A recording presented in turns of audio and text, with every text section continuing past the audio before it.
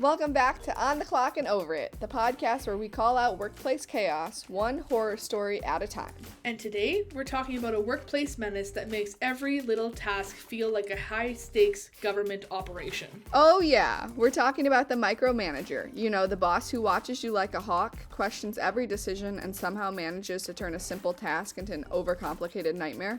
They don't trust you to breathe without their approval, but then complain about being overworked. And just when you think it can't get worse, they have a full-blown meltdown when things didn't go exactly their way. Which brings us to today's anonymous submission. Let's dive in. This one comes from an anonymous listener we'll call Tracked and Trapped. Buckle up. I once had a boss who insisted on approving everything. Every email, every spreadsheet, even calendar invites. I couldn't so much as schedule a coffee meeting without them breathing down my neck.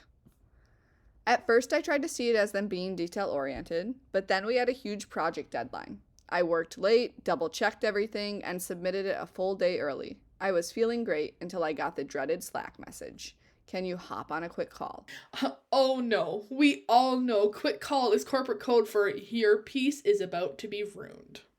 I get on the call and my boss is fuming. Not because the project was wrong. No, the client was actually thrilled, but because I didn't CC them on the final email. Mind you, they had already approved everything. They knew exactly what was in it, but apparently that wasn't enough. Oh, so they weren't upset about the work? They were upset about not being the star of the show. Then it escalated. My boss called an emergency meeting. Yes, a full-blown meeting to discuss my lack of transparency. Emergency? For an email? What's next? A crisis response team because you used the wrong font? I sat through 30 minutes of them lecturing me about communication, team synergy, and my favorite, how they felt left out of the process. Meanwhile, the project was done, successful, and didn't require any of this nonsense. And they were left out because they weren't needed. Big difference. And then, to top it off, my boss resent the exact same email I'd already sent, but with their name at the top, as if that somehow changed reality. Stop. So, they basically said, let me copy and paste your work, but with me in the starring role.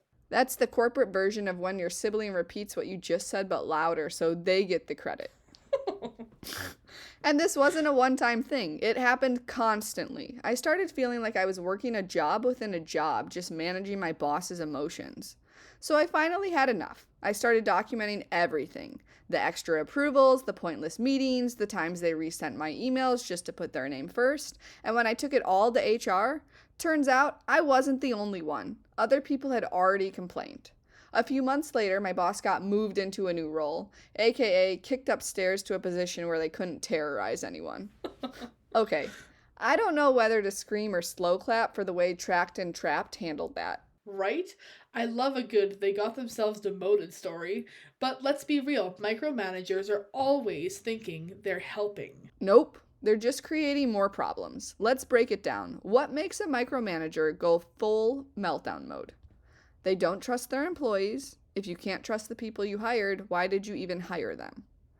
They obsess over small details instead of the big picture. A project can be flawless, but they'll spiral over the fact that you used kind regards instead of best. And they turn everything into a crisis. Even when things are perfectly fine, they invent a problem so they can feel important. If you're dealing with a boss who hovers like a helicopter parent, here's how you can manage up. Step 1. Preempt their panic. Give them updates before they ask. Sometimes, feeding their need for control in small doses keeps them off your back. It's like giving a toddler a snack before they throw a tantrum. Step 2. Set boundaries. If they're checking in every 5 minutes, redirect them. Try, I'll be sure to send you an update by X time, so you don't have to worry. Translation, please stop watching me type. Step 3, document everything. If their micromanagement is getting in the way of actual work, start keeping a record of it. Step 4, escalate if needed. If it's creating a toxic environment, you've got receipts, and it's affecting productivity. HR needs to know. Moral of the story, if your boss needs to approve your lunch break, it's not you, it's them. And listen, if you're out there dealing with a micromanager meltdown, just know you're not alone. Got a story about a boss who turned your inbox into a dictatorship? Submit it at the link in the show notes for a chance to be featured. And don't forget, subscribe, leave a review, and share this episode with your work bestie, because we all know at least one micromanager. Until next time, stay clocked in, but not too checked out.